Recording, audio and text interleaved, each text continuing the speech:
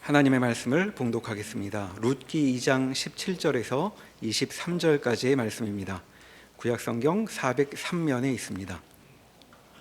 룻기 2장 17절에서 23절까지의 말씀을 봉독하겠습니다. 룻이 밭에서 저녁까지 줍고 그 주운 것을 떠니 보리가 한 에바쯤 되는지라 그것을 가지고 성읍에 들어가서 시어머니에게 그 주운 것을 보이고 그가 배불리 먹고 남긴 것을 내어 시어머니에게 드리매 시어머니가 그에게 이르되 오늘 어디서 주었느냐 어디서 일을 하였느냐 너를 돌본 자에게 복이 있기를 원하노라 하니 룻이 누구에게서 일했는지를 시어머니에게 알게 하여 이르되 오늘 일하게 한 사람의 이름은 보아스니이다 하는지라. 나오미가 자기 며느리에게 이르되 그가 여호와께로부터 복받기를 원하노라.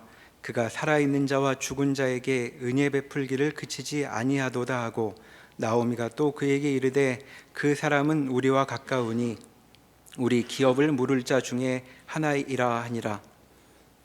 모압 여인 룻이 이르되 그가 내게 또 이르기를 내 추수를 다 마치기까지 너는 내 소년들에게 가까이 있으라 하더이다 하니 나오미가 며느리 룻에게 이르되 내 딸아 너는 그의 소녀들과 함께 나가고 다른 밭에서 사람을 만나지 아니하는 것이 좋으니라 하는지라. 이에 룻이 보아스의 소녀들에게 가까이 있어서 보리 추수와 밀 추수를 마치기까지 이삭을 주우며 그의 시어머니와 함께 거주하니라. 아멘. 오늘 말씀을 시작하기 전에 약간의 복습이 필요하다는 생각을 갖습니다. 왜냐하면 저도 어제 일이 생각이 나지 않는데 한 달 전에 룻기 말씀이 오늘의 말씀과 또 이어지려면 조금 앞부분의 말씀을 좀 되돌려 살펴볼 필요가 있다 이렇게 생각이 됩니다. 그래서 말씀을 좀 보도록 하겠습니다. 룻기는 사사시대를 배경으로 하고 있다고 말씀을 드렸습니다. 그런데 같은 사사시대를 말씀하는 사사기와는 다른 면이 대단히 많이 있습니다. 우리가 사사기 말씀을 쭉 살펴보아서 알 수 있듯이 사사기에는 하나님이 친히 나타나셔서 말씀을 주실 때도 있고 또 하나님의 사자를 통하여 대언의 말씀을 주실 때도 있습니다. 또 이 일이 너희가 하는 것이 아니라 내가 이루어내는 일이다라고 하는 사실들을 확인시켜 주시려고 이적들을 반복하여 보여주시는 일들도 있고 또 기드온이 300명의 군인들을 데리고 수많은 미디안 군사들을 기적처럼 무찔러 이겨낸 일들도 아주 세밀하게 기록이 되어 있습니다. 또 사람의 힘이 아닌 하나님의 영이 더해진 사사인 삼손의 이야기들도 우리에게는 놀라운 기적 같은 말씀으로 다가옵니다. 그런데 같은 사사 시대이지만 룻기에는 그 어디에도 하나님이 친히 나타나셔서 주시는 말씀도 없고 모든 사람들이 놀랄 만한 이적이나 기적들이 기록이 되어 있지 않습니다. 그러나 처음부터 우리가 말씀을 살펴보면서 제가 반복하여 드린 말씀이 있는데 그것이 무엇인가 하면 룻기 저자가 기록하고 있는 말씀, 그 시대의 상황, 또 그 시대 속에서 가장 힘이 없고 연약하고 모든 일들에 대하여 두려워할 만한 나약한 여인의 생애를 통하여서 하나님이 어떤 일을 이루어 나가실지에 대한 아주 보물 같은 단서들을 그 생애에 숨겨두고 계시다는 것이죠. 하나님이 이 사람들에게조차 드러나지 않을 여린 여인의 생애를 통하여서 하나님이 이루실 구속 사역의 큰 줄기를 이끌어 나가고 계시면서 결코 이 일이 하나님의 은혜가 아니고서는 이루어질 수 없는 일이라고 하는 사실들을 우리에게 분명하게 여러 차례 드러내 보여주고 있습니다. 그런데 문제가 뭔가 하면 이러한 하나님의 놀라운 은혜가 부어지고 하나님의 이루실 일들이 그의 생애에 담겨 있는데 그의 인생은 변해 보이지 않을 것 같은 혹독스러운 그리고 궁핍한 현실에 붙잡혀 있다는 것입니다. 하나님이 역사하시고 은혜를 부어주시면 그의 생애가 모든 사람들이 놀랄 만한, 세상이 뒤집어질 만한 일들이, 변화가 있어야 하는데 그렇지 않다는 것이죠. 오히려 하루의 양식을 걱정해야 할, 하루가 무엇입니까?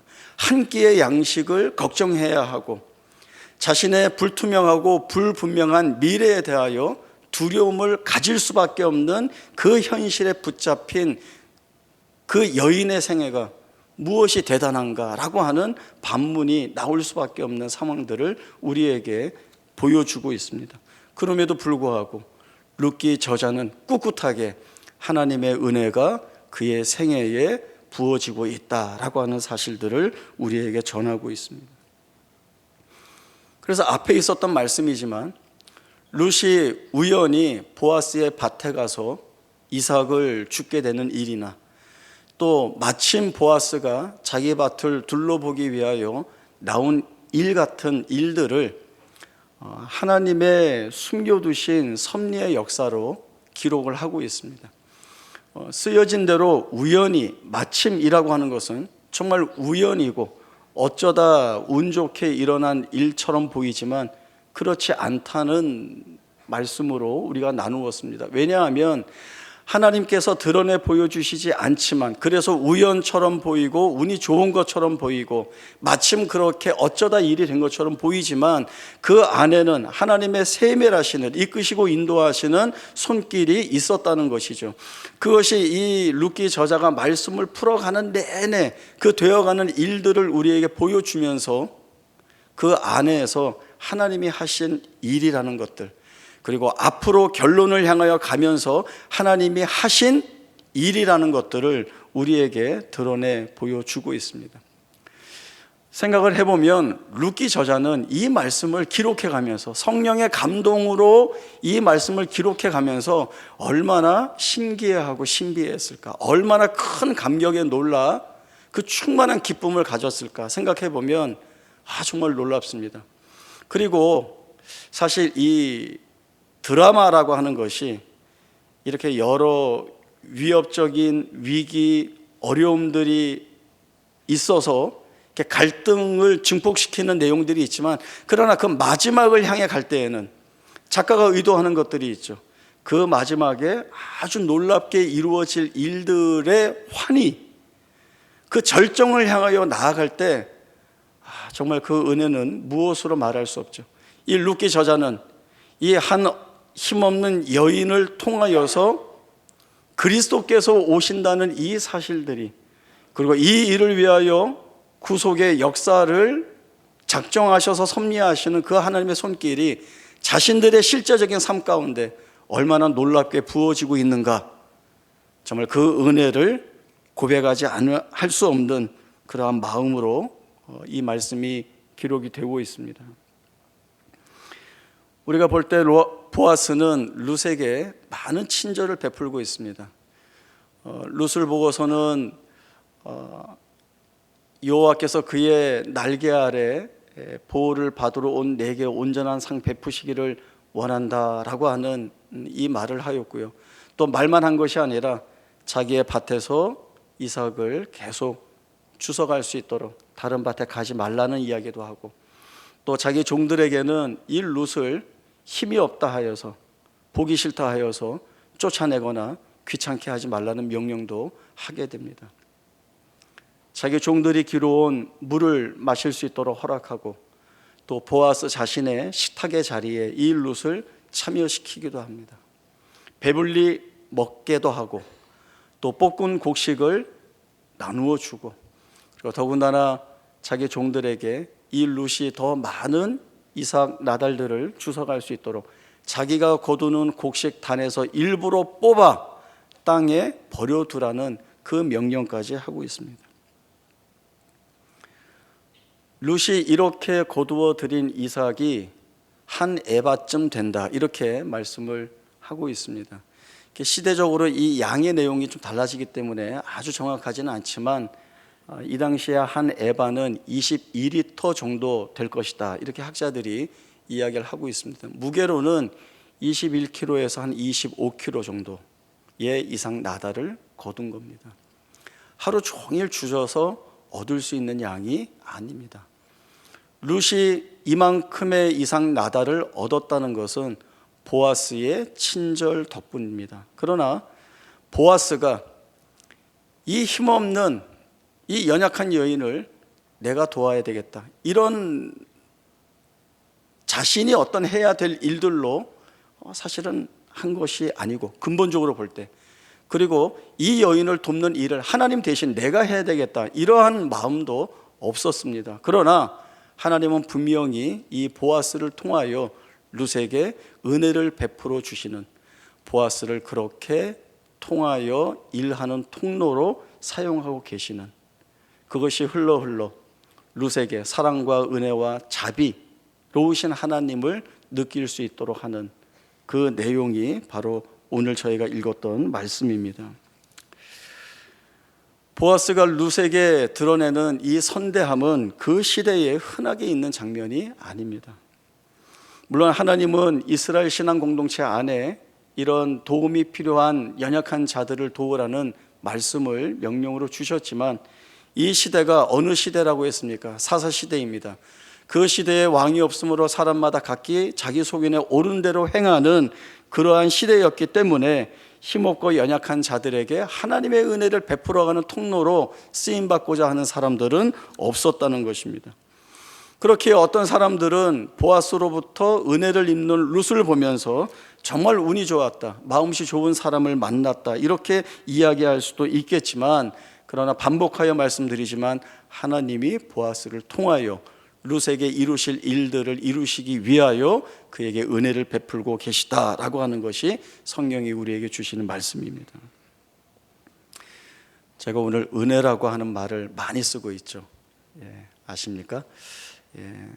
제가 한동안은 하나님이 주시는 선물이라고 하는 이 말씀에 이렇게 집중이 되어서 어떠한 일을 겪더라도 하나님이 내게 이것을 선물같이 주셔서 나로 하여금 이 일들을 통하여 복되게 하시고 기뻐하게 하시는구나, 이런 고백을 갖기로 기도를 했었고요. 또 이제는 은혜라고 하는 것들을 마음속에 담아두면서 하나님이 행하시는 모든 일들이 내게 은혜일 수밖에 없구나라고 하는 그러한 마음으로 말씀들을 묵상하고 또 기도하고 있습니다. 재미있는 이야기를 하나 해드리겠습니다. 7살 난 어린 딸이 엄마에게 물었어요. 엄마, 나는 누가 낳았어? 그 엄마가 대답하죠. 너는 당연히 내가 낳았지.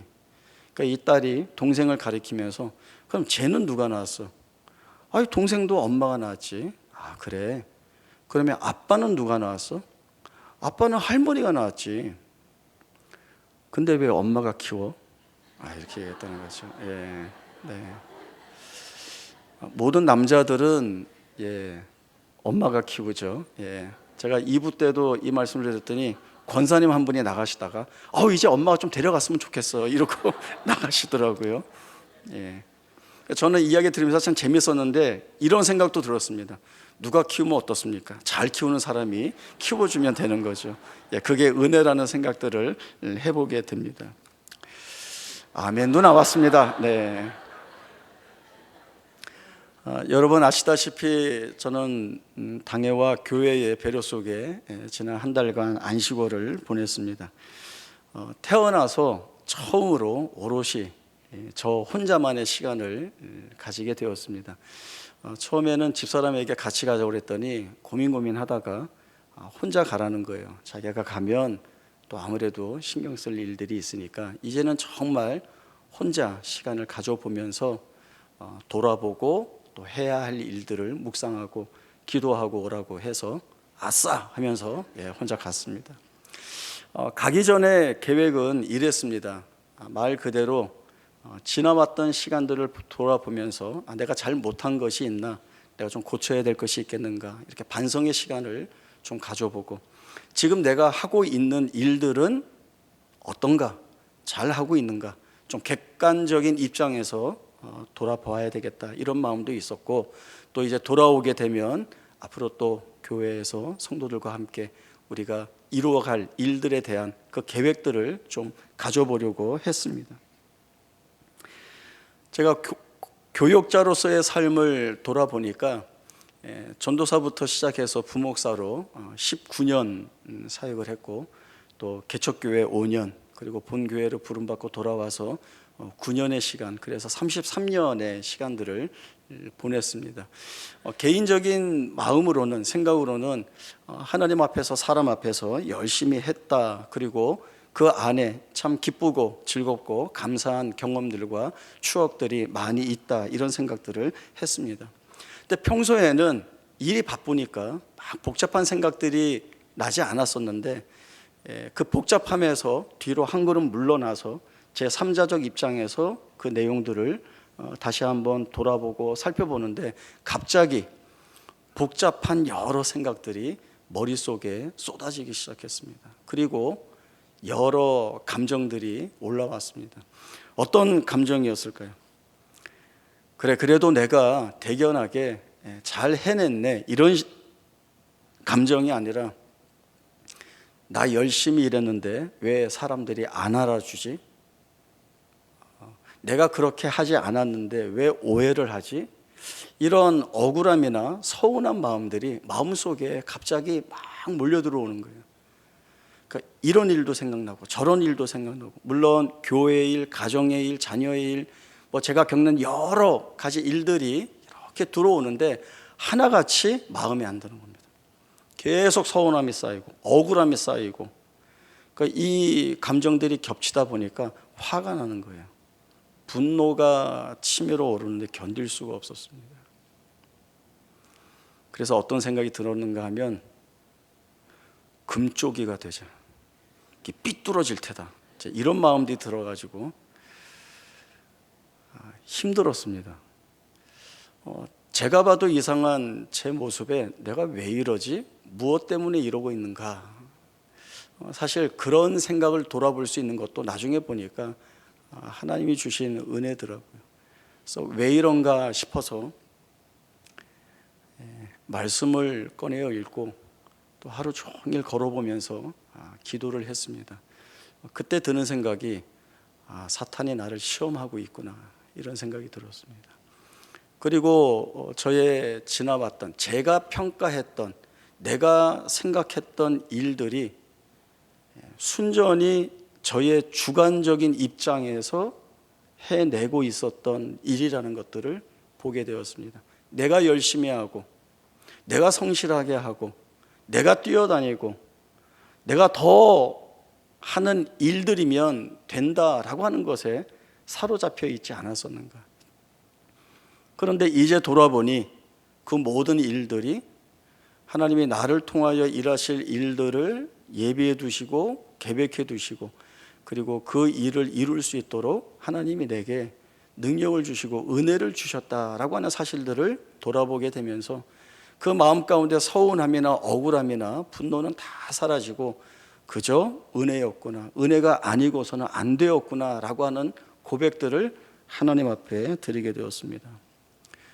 여러분, 감사하셔야 돼요. 만약에 그 앞에 했던 생각대로 하고 제가 돌아왔으면 성질만 부리고 있을 텐데, 하나님이 마음을 주시고 바꿔주셔서 이게 은혜구나, 여러분 바라볼 때 더욱더 사랑하는 마음으로, 감사한 마음으로 바라볼 수 있어서 얼마나 다행인지 모릅니다. 마음의 평안이 찾아왔습니다. 그리고 이 평안은 어디서 오는 것이며, 그리고 결국 평안을 대하는 나의 마음은 어떠해야 될까라고 하는 생각들이 들었습니다. 우리는 보통 내가 문제라고 생각하는 것들이 해결이 되면 마음이 편해진다, 그래서 마음의 평안을 느낀다라고 하는 생각들을 하게 됩니다. 내가 문제라고 생각하는 것들이 해결되지 않거나 풀어지지 않으면 마음이 편할 수 없다라고 하는 것이 실제적인 우리의 현실이고 모습입니다. 아이들이 말을 잘 안 들을 때에는 불편하고 싫은데, 아이들이 말을 잘 들으면 마음이 놓이고 편안해지죠. 사업이 잘 안 되어서 어려웠었는데 그 일들이 잘 풀어지고 그리고 성공을 하게 되면 마음에 참 평안이 찾아오는 것처럼 느끼게 됩니다. 또 아픈 곳이 있고 연약한 곳이 있는데 그것이 치유가 되고 회복이 되면 내가 참 평안을 누린다라고 하는 생각들을 해보게 됩니다.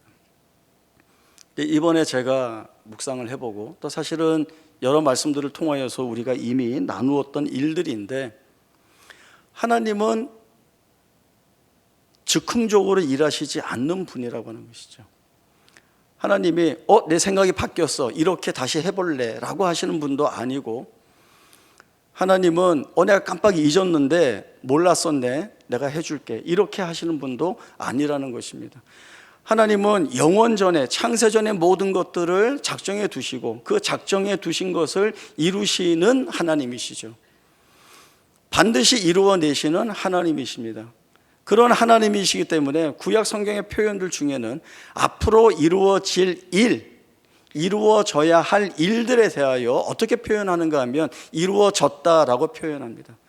그래서 그 부분을 완료된, 성취된 예언이라고 하는 말로 쓰입니다. 말이 안 맞죠.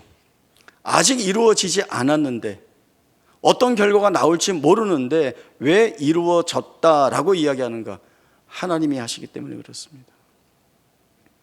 하나님은 변개치 아니하시는 분이시고 말씀하신 것을 변하게 드러나도록 하시지 않는 분이시고 그 하시는 일에 후회하심이 없는 하나님이십니다. 그 하나님이 우리에게 두신 목적이 무엇입니까? 영원전에 창세전에 목적하신 것이 우리를 하나님의 영광을 찬송하는 그 찬송이 되게 하시는 것이 하나님이 우리에게 주신 약속의 말씀들입니다. 그리고 이 약속은 하나님이 우리 안에서 이루실 일들입니다. 그러면 우리가 생각하는 평안의 자리에 있지 않아, 혹은 평안의 자리에 있어라고 하는 부분으로 구분될 수 있겠는가? 그렇게 생각이 되어지지 않습니다.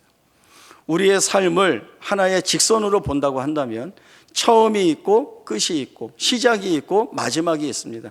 이 선 안에 우리가 겪는 모든 일들이 점같이 들어가 있겠죠. 어떤 일들은 점을 만족하고 기뻐하고 행복하고 즐거워하는 일들이 있기도 하고, 또 중간중간에는 말할 수 없는 실패와 탄식과 절박한 사건들이 많이 있습니다.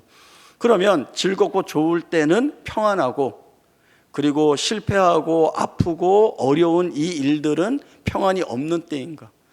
우리의 삶 처음과 끝까지 하나님이 우리와 함께 하고 계시고, 하나님이 이 가운데 행하시는 모든 일들이 하나님이 목적하신 가운데 이루어내시는 일들이라고 한다면 그 어디에도 채워져 있는 모든 것이 평안입니다. 룻기의 말씀을 통하여서, 룻이라고 하는 한 여인의 삶을 통하여서 우리에게 주시는 말씀이 바로 그것입니다.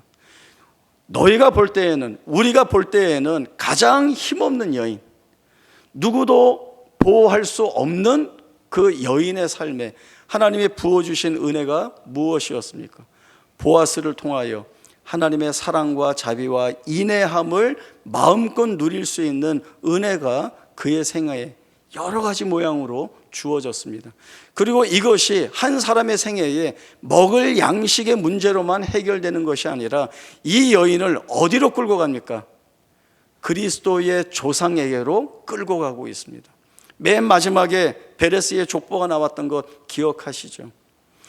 보아스가 룻에게서 오벳을 낳습니다. 그리고 그 족보가 쭉 이어져 가면서 예수 그리스도, 다윗의 후손으로 오시는 예수 그리스도까지 이어지는 것들을 저희들이 보게 됩니다. 얼마나 놀랍습니까? 그러면 룻만의 생애가 그러한가? 그렇지 않습니다.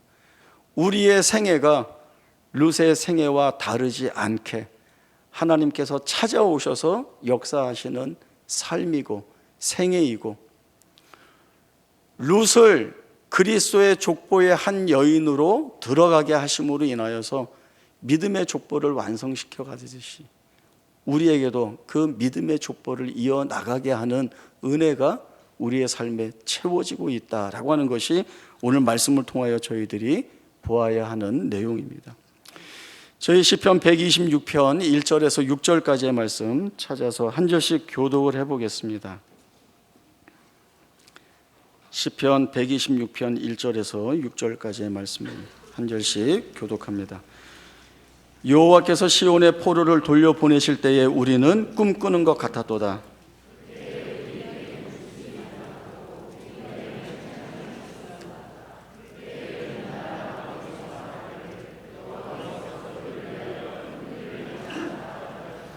여호와께서 우리를 위하여 큰 일을 행하셨으니 우리는 기쁘도다.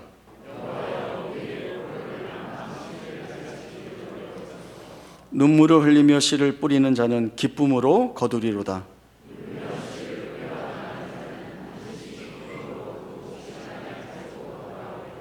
아멘. 북이스라엘은 주전 722년에 아수르에 의해서 멸망당합니다. 그리고 남아있는 남유다는 주전 586년에 바벨론에 의해서 멸망을 당하게 됩니다.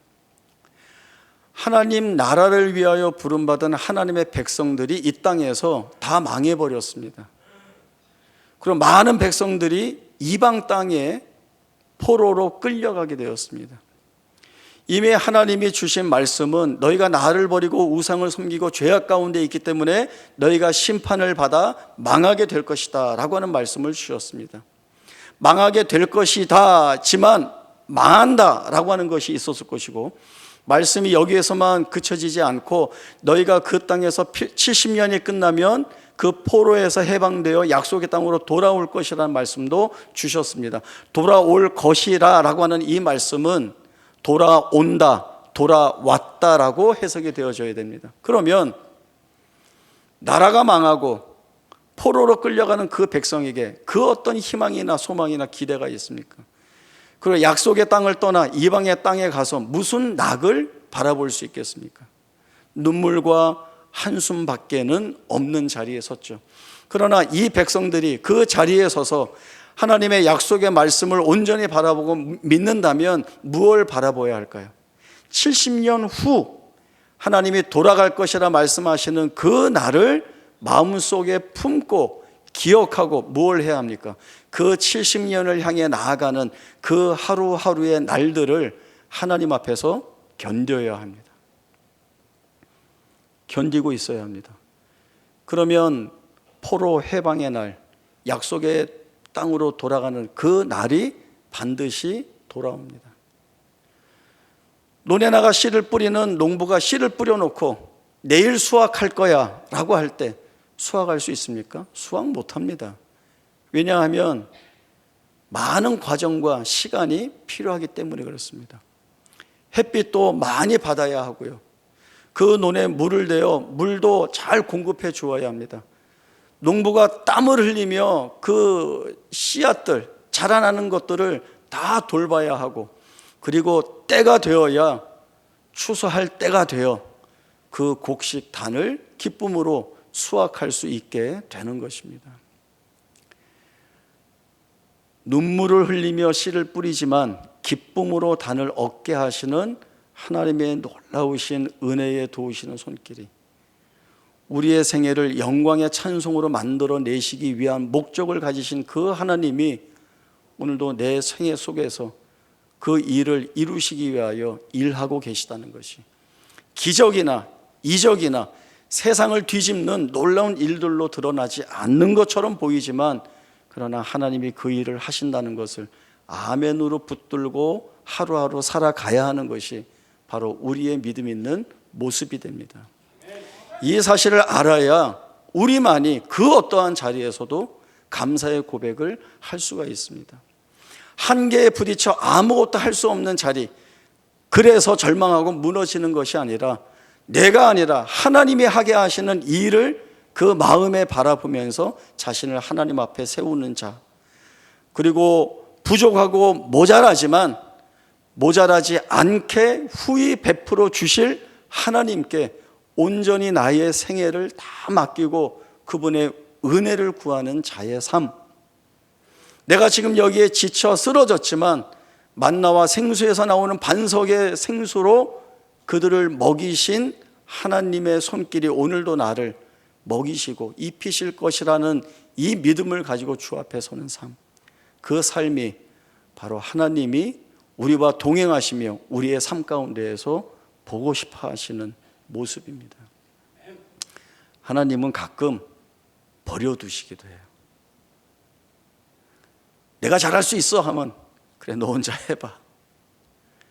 그리고 하다가 한계에 부딪히고 절망했을 때, 내가 할 수 없구나 할 때 하나님이 그래서 내가 해야 돼 라고 하는 것들을 가르쳐 주시면서 그때 힘을 주어서 일하게 하시죠. 그러나 내버려 두신다고 해서 안 보고 계신 것이 아닙니다. 보고 계시죠. 우리가 아이가 뒤뚱뒤뚱 거리면서 막 걸을 때 걷네? 그럼 너 혼자 알아서 놀아. 이렇게 할 부모는 없습니다. 아이가 언제 넘어질지도 모르니까 이렇게 손을 옆에다 갖다 대고 아이를 보호하죠.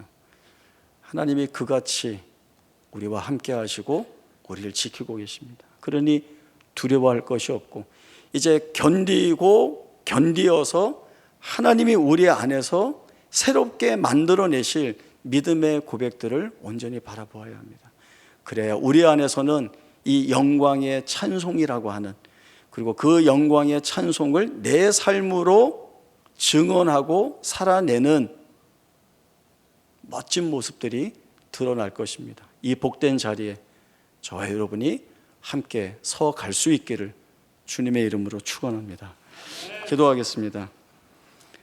하나님 아버지 은혜를 감사합니다. 우리의 살아가는 날들이 우리가 바라볼 때 수없이 많은 상처와 슬픔과 한숨과 고통, 시련과 환난으로 점철되어 있는 것처럼 보입니다.